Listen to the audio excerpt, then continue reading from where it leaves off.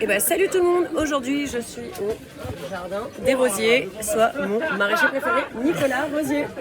Bonjour, bonjour. Alors Nicolas, aujourd'hui on est au marché de Dieulefit et moi je voulais parler un petit peu de ton engagement par rapport au fait que tu vas plus loin que l'agriculture biologique, c'est-à-dire que Nicolas ne met aucun traitement. Je limite beaucoup, en tout cas. J'essaie d'utiliser les huiles essentielles. Les huiles essentielles. Voilà. À base aussi de micro-organismes. De micro-organismes. Voilà. Donc De plus en plus. De plus en plus. Donc depuis Voilà. un an, Nicolas a suivi les formations.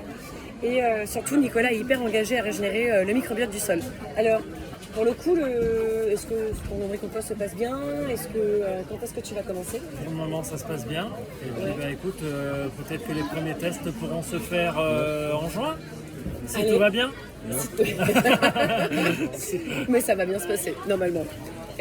Pour le coup, ouais, ce qui peut être... Attends, je vais te laisser parce que tu es avec pour le coup. Donc voilà, Nicolas, donc, tout simplement élève des micro-organismes par le biais de vermicompost.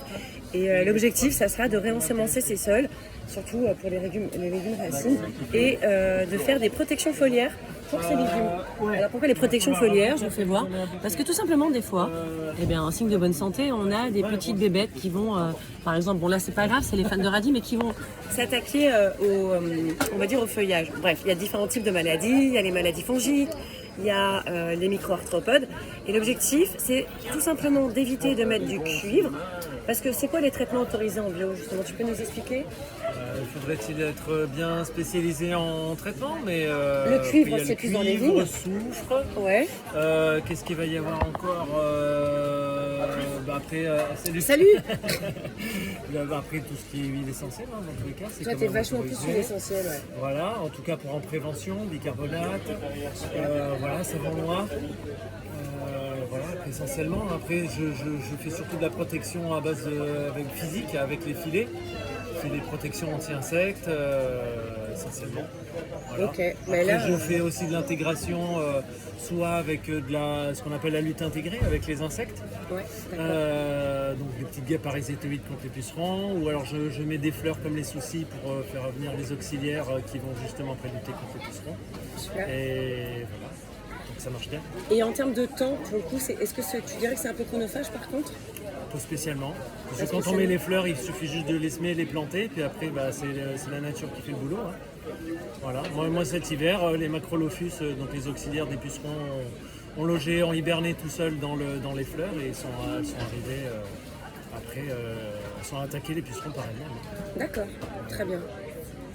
Bon, je vais te laisser avec madame. Pour le coup, merci Nicolas. Et puis là, je vais expliquer l'intérêt des micro-organismes pour les jolies fraises et pour tous les légumes et les salades. Merci à toi. Donc l'objectif en fait de aussi réparer le sol avec des micro-organismes, c'est que tout simplement les décomposeurs, donc bactéries, champignons, mais aussi les prédateurs, protozoaires, nématodes, micro-arthropodes, vont avoir un rôle hyper important dans l'apport alimentaire des nutriments pour les plantes. C'est-à-dire qu'en gros, ces catégories d'organismes, de petits animaux en gros dans le sol, vont permettre de libérer et de rendre les nutriments biodisponibles. Parce que parfois, on a des nutriments, oui, certes, mais ils ne sont pas biodisponibles pour les plantes. C'est pour ça que souvent, on va faire appel à des engrais. Alors que là, lorsqu'on va utiliser ces micro-organismes, on aura techniquement beaucoup moins besoin justement, de mettre des micro-organismes. En ce qui concerne les défenses, c'est la lutte contre les maladies donc les maladies fongiques ou les maladies parasitaires. L'objectif, ça sera de recouvrir et d'ensemencer par exemple le foliaire de tous ces micro-organismes pour deux raisons. Déjà, ça va permettre, un peu comme le système immunitaire de notre peau, une petite défense naturelle de rendre le système immunitaire à la plante. Et deuxièmement, le bénéfice, c'est que tout simplement, c'est super bon pour notre microbiote intestinal. Et oui, car notre microbiote intestinal est censé être local. Sur ce, je vous laisse. Je vous fais une petite vidéo sur tous les produits de Nicolas Rosier, maraîchage, plus que bio d'ailleurs. Et donc vous pouvez le retrouver en face de la boucherie Fabien Billat au marché de Dieulefit tous les vendredis matin. Allez, salut, ciao.